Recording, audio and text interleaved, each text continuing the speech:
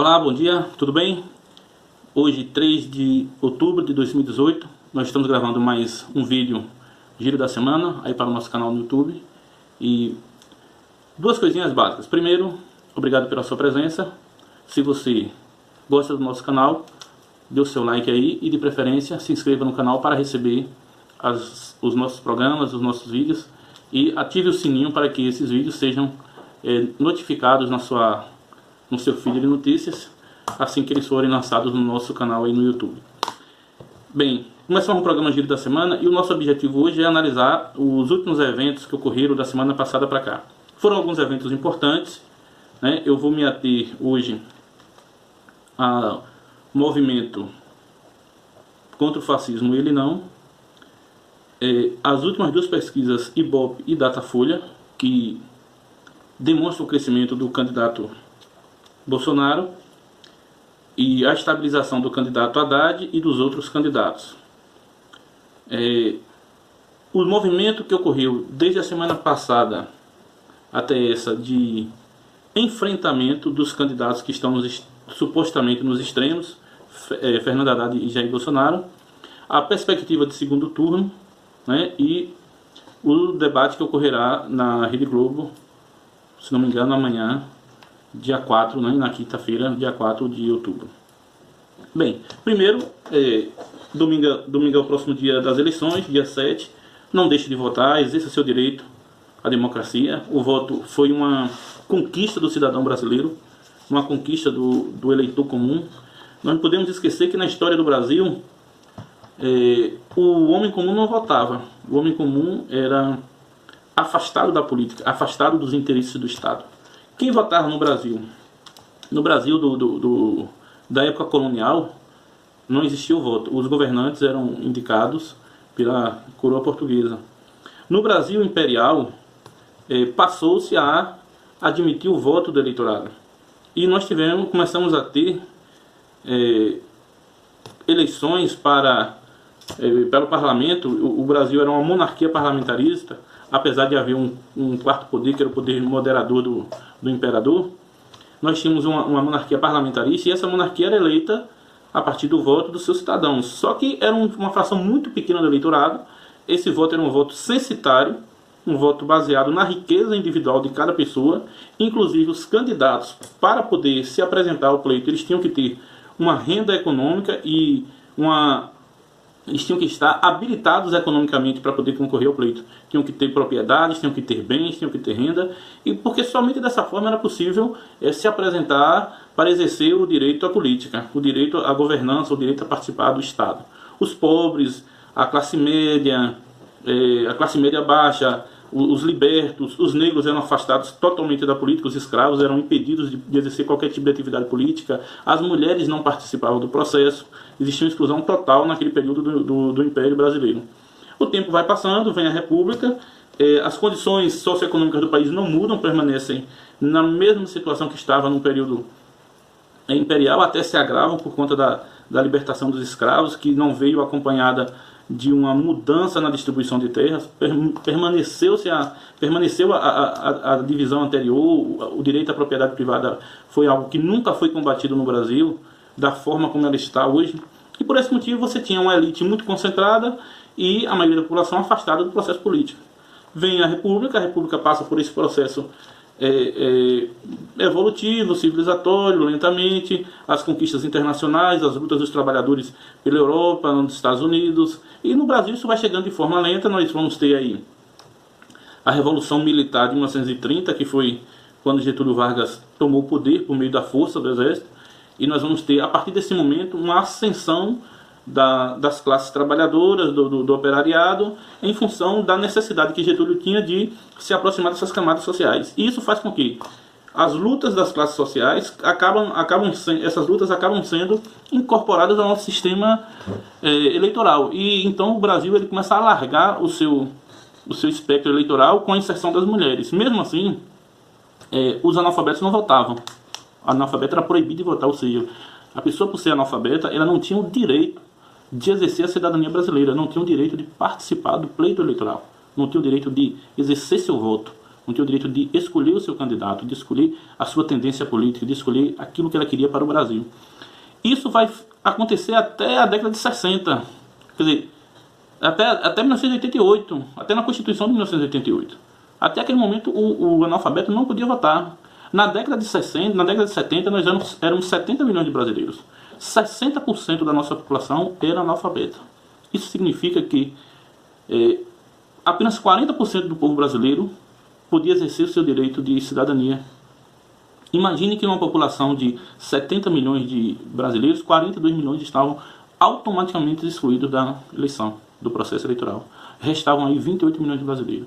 Se nós formos levar em conta crianças, idosos, votos em branco, voto nulo, pessoas que tinham dificuldade de exercer o voto por questões físicas, por questões de deslocamento, pela imensa dificuldade de exercer a cidadania no Brasil, pelos currais eleitorais, pela força das elites impedindo, manipulando, boicotando, oprimindo o povo na hora de votar.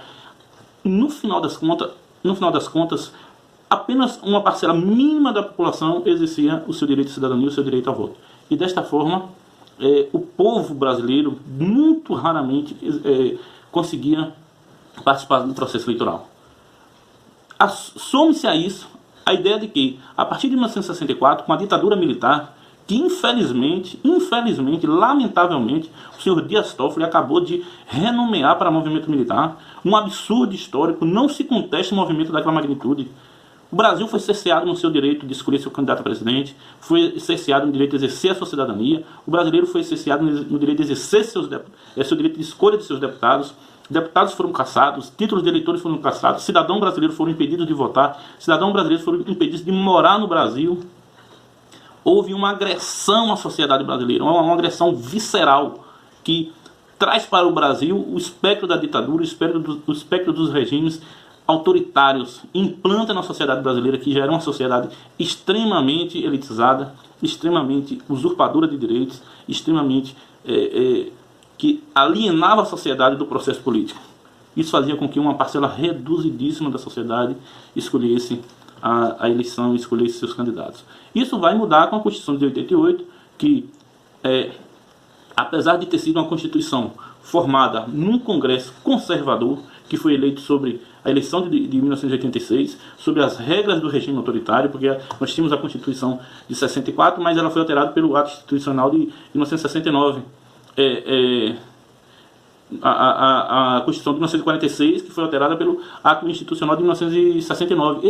Isso violava o direito do cidadão de qualquer forma e fazia com que as camadas sociais, as classes de trabalhadores, as classes de trabalhadores rurais, aqueles que viviam no campo, não tivessem as mesmas condições de escolher como a elite industrializada, os trabalhadores da alta classe média, os trabalhadores urbanos, poderiam exercer a sua independência na hora do voto. E dessa forma a gente tinha um Congresso eminentemente conservador. Mas foi um Congresso que foi, do ponto de vista do Estado brasileiro, foi muito conservador e manteve sob as rédeas da elite o Estado brasileiro, as questões relativas à propriedade, as questões econômicas, as questões de Estado, o poder do Exército, a questão da lei de anistia, a questão da tortura. Ou seja, se aquela Constituição manteve sob o poder do Estado, sob o poder da elite, esses aspectos da vida pública brasileira, por outro lado, esse mesmo Congresso conservador foi diretamente influenciado pelos movimentos de massa da década de 80, um movimento que forçou a extinção da ditadura, forçou a decadência do comando do Exército no Estado brasileiro e fez com que esses representantes constitucionais incluíssem no texto constitucional que está em vigência atualmente vários aspectos sociais que são favoráveis à classe trabalhadora, como o SUS, que é o Programa Único de Saúde do Brasil, como aspectos educacionais, de você levar a educação para todos, como a liberação do voto para os analfabetos, ou seja, você é analfabeto, você é cidadão brasileiro. Hoje essa discussão está menosprezada e diminuída pela evolução social que o Brasil teve de não ter a sua maioria de pessoas analfabetas, mas existe muita gente analfabeta no Brasil por questões financeiras, por questões econômicas. E essas pessoas passaram a fazer parte do Estado brasileiro, passaram a receber do Estado brasileiro uma atenção que até então não tinha. Então, o voto é algo importante para decidir o futuro do país. Não se vota com fígado, não se vota com raiva do vizinho, não se vota com raiva de quem quer que seja. Se vota em propostas concretas e capazes de transformar a realidade social do nosso país. Fora disso, todos os outros aspectos são laterais. Podem exercer alguma importância em determinado aspecto, em determinado setor, em determinada confrontação de ideias, mas do ponto de vista geral, o que importa para o brasileiro são as relações fáticas que vão transformar a vida do brasileiro e que vão conduzir a nossa existência daqui para frente. Principalmente aquele tripé que está assentado no texto constitucional: educação, saúde e liberdade. São elementos que não podem ser em nenhum momento relativizados no processo eleitoral, relativizados na sobrevivência do país, na continuidade do país. A educação, porque liberta. A educação liberta. E a educação dá as condições materiais para que a pessoa siga adiante sozinha, sem depender de outros. A saúde, porque a saúde é o Estado alcançando o cidadão. Ninguém pode ser feliz sem ter saúde. A saúde precária atinge a todos. E nós temos hoje ainda, em pleno século XXI, 2018, a saúde ainda subtraída da população. Nós tivemos que ter um programa Mais Médicos para levar médicos ao interior do Brasil, porque a grande maioria dos médicos se formam e preferem ficar na capital. Não é possível um filho de um trabalhador de classe média, baixa, um filho de um trabalhador que ganha menos de 5, 6 salários mínimos, um filho de um trabalhador rural, cursar uma universidade de medicina, porque não tem como pagar, a não ser que essa universidade seja pública. Então olhe o seu candidato, veja se as propostas deles, quais são as propostas que ele tem para a educação, para a universidade pública.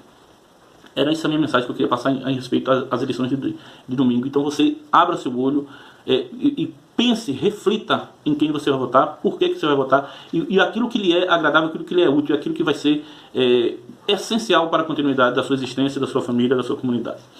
Sobre as eleições, sobre essas duas pesquisas Ibope, o que a gente percebeu foi um aumento significativo do candidato Bolsonaro. Ele vinha já há 3 semanas estagnado na casa dos 28%, e de repente dá uma alavancada e sobe para 31 no Ibope, 32 no Datafolha. Um movimento que não era esperado até a semana passada, esse movimento essa reação bolsonarista aí na eleição, mas é um movimento que de certa forma deixou os adversários um pouco atônitos. A gente está acompanhando aí o noticiário, acompanhando as televisões, as campanhas, e os adversários ficaram meio atônitos, principalmente Partido dos Trabalhadores e aqueles que vêm mais abaixo.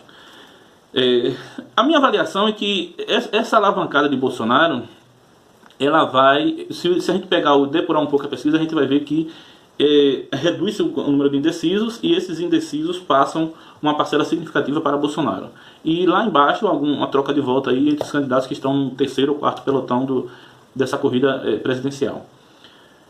O Haddad se manteve, Ciro se manteve, o Alckmin se manteve, Marina cada vez mais desidratada, já não existe mais na campanha eleitoral Marina. Marina hoje serve apenas para atacar a campanha petista, apenas para atacar o sistema político, apenas para atacar aquilo que poderia trazer ao eleitor alguma significância no processo eleitoral, que é a democracia, que são as eleições, que é o direito de exercer o voto, que é o direito de escolher seu candidato, que é o direito de pensar a política. A Marina ataca isso de forma violenta, atacando o PT, atacando o Bolsonaro, comparando os dois, igualando o PT a Temer, igualando Haddad a Temer, igualando Bolsonaro e Haddad, no mesmo espectro de radicalismo e de neofascismo, que faz com que o eleitor se confunda. A rejeição a Haddad aumenta violentamente nesses últimos dias, em função de ataques que vindo de todas as direções, ataque da campanha de Bolsonaro, através das mídias sociais, com uma infinidade de fake news, de ataques de robôs e de militantes de direita preparados e aparentemente profissionalizados para fazer esses ataques.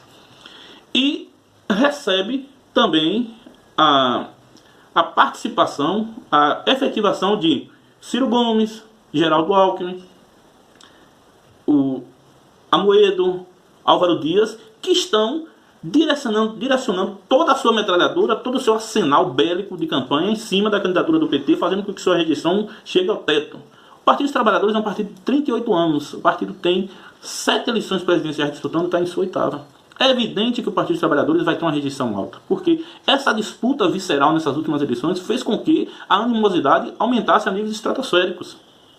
Por outro lado, o PT já disputou 8 eleições para governadores, estimulando as divergências regionais, abrindo feridas do ponto de vista estadual, do ponto de vista municipal, nas eleições municipais, e é um partido que essa divergência ela vai se acumulando ao longo do tempo sobre o partido, gerando uma animosidade, gerando uma rejeição alta para o Partido dos Trabalhadores. Se por um lado os programas sociais, tudo aquilo que o PT desenvolveu no governo, todas as suas propostas, todas as suas estratégias governamentais, as alianças não, mas os projetos executados, os programas sociais, o crescimento do Brasil durante os governos do PT traz um benefício para o partido do ponto de vista de que a eleição se identifica com essa evolução. Por outro lado, a disputa das eleições, a fragmentação partidária, porque Marina Silva foi do PT e hoje sai atacando, Ciro Gomes aliado está atacando, Cristóvão Buarque foi aliado e disputou eleições atacando, Luiz Helena era do PT, Cristóvão Buarque era do PT, Luiz Helena atacou violentamente o PT durante anos e teve reverberado a sua voz na imprensa. Aí nós tivemos que passar pelo processo do Mensalão, depois julgamento do Mensalão, agora Lava Jato. Então a mídia oligopolista centrando força sobre o Partido dos Trabalhadores. Então isso fez com que uma rejeição muito grande, moralista, não só moralista, mas também do ponto de vista da disputa eleitoral, se assentasse sobre o Partido dos Trabalhadores, que impede que seu candidato, nesse momento, avance com mais tranquilidade no segundo turno. Então é preciso que o PT entenda isso, né, e que todos os movimentos que ocorreram nessa semana que passou fizeram com que essa rejeição subisse de uma forma muito forte, de uma forma muito expressiva nos últimos dias. O movimento Ele Não, que é um movimento sem face política, ou seja, um movimento sem face, porque é importante, sem dúvida, as mulheres protestarem e reclamarem contra o fascismo. Não há a menor dúvida de tergiversação a respeito da importância desse movimento. Mas é um movimento que serviu para denunciar um extremismo no Brasil. E num processo eleitoral, essa denúncia fez com que as campanhas eleitorais, setores da mídia, associassem Bolsonaro e o PT como elementos antagônicos, mas promotores de um mesmo processo, que é um processo de radicalização extremista, neofascista do processo eleitoral, da eleição. Então, essa rejeição de Haddad acendeu uma luz vermelha, uma luz que precisa ser avaliada com muito cuidado, muito carinho aí pelo Partido dos Trabalhadores, para poder tentar se distanciar desse elemento, dessa conflagração de ideias que existe nesse momento. Talvez o ideal fosse que o PT se assente sobre o seu programa de governo, se assente sobre as suas origens sociais e que se mostre identificado com as classes trabalhadoras, com os operários, com os trabalhadores rurais, com as donas de casa, com os pobres do Brasil. É essa linha de combate que deu ao PT, que poderá dar ao PT uma sobrevida, que poderá trazer para a campanha progressista uma perspectiva de vitória no segundo turno. Fora disso, só há uma luta enfraquecida que não conseguirá trazer o partido, alavancar o partido no processo eleitoral. Então, esse movimento, iniciado na Rede Globo, há uns 15 dias atrás, de vincular as campanhas do PT à campanha de Bolsonaro como extremos de um mesmo mal, um mal extremado por ambos os lados. E essa campanha assimilada esse movimento assimilado pelas campanhas dos adversários e aliado fez com que Bolsonaro estivesse sempre na campanha, mesmo não tendo tempo de televisão, fosse sempre manchete de jornal, a sua exposição crescesse cada vez mais, e esse movimento foi capturado, o discurso moralista, apesar do movimento ser um discurso político, um discurso interessante e válido para a política brasileira. A contraposição ao movimento Ele Não é uma contraposição moralista muito bem articulada, que fez com que a rejeição, ao invés da rejeição a Bolsonaro aumentar entre o público feminino, fez com que esse público rejeitasse o movimento. Aqueles indecisos acabaram por migrarem para a campanha de Bolsonaro, porque o PT está sob ataque da mesma forma. Vejamos que Ciro Gomes não cresce, Alckmin não cresce, Marina não cresce, Amoedo não cresce, Henrique Meirelles não cresce. E não crescem porque bater no PT não vai lhes dar voto. Eu falei isso no vídeo passado. Mas tira voto do PT. E como o Bolsonaro está, de certa forma, impermeabilizado desses ataques, ele acaba recebendo e ele acaba crescendo.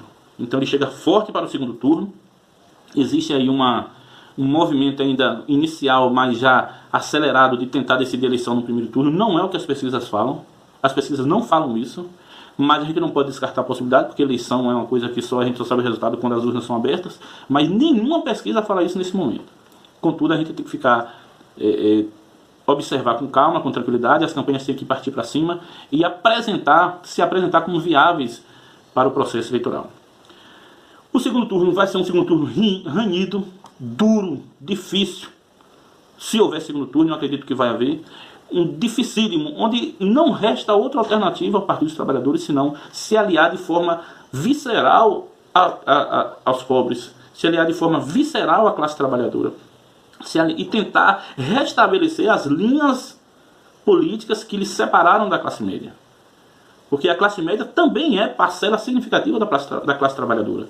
E que por questões morais construídas ao longo de décadas se dissociou do Partido dos Trabalhadores, principalmente nos grandes centros urbanos. A gente pode perceber hoje que as campanhas do PT elas não trazem aquela vitalidade que tinha no passado, que tinha na década de 80, na década de 90 e início dos anos 2000. Por conta dessa distensão, por exemplo, desse distanciamento das classes trabalhadoras, das classes médias dos grandes centros urbanos. Eu acredito que esse debate da Rede Globo não vai ser um debate que vai trazer novas nuances para o processo eleitoral. Não acredito. Eu vejo o PT sob ataque nesse debate.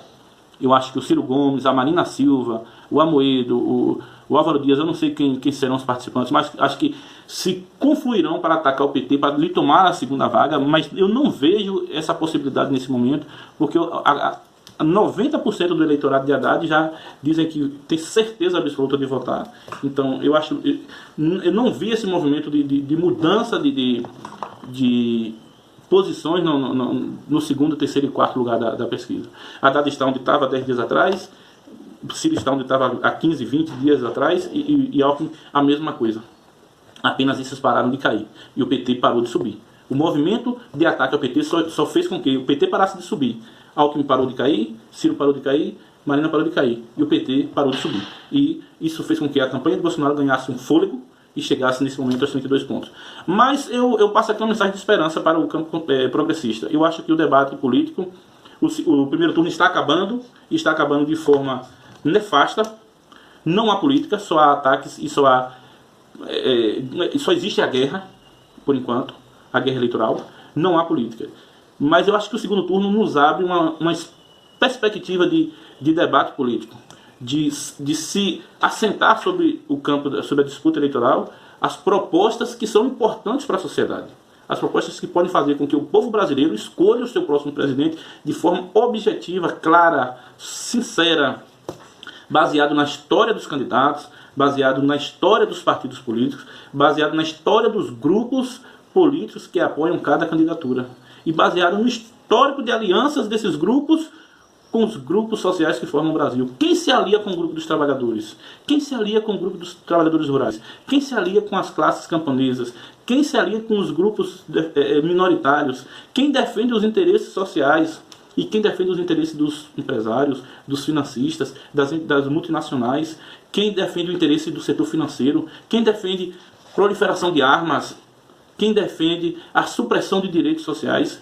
E eu acho que o segundo turno vai permitir ao povo brasileiro um esclarecimento desse projeto, desse momento, e talvez isso aí venha trazer para a sociedade luz, clareza, objetividade e a possibilidade de que a eleição em 28 de outubro seja decidida de uma forma mais responsável, mais coerente, e que as pessoas não tenham seu voto sequestrado por uma ideologia tacanha, uma ideologia tosca, que não esclarece, apenas é a repetição de um slogan, de um refrão, que não traz qualquer sentido de transformação para o país.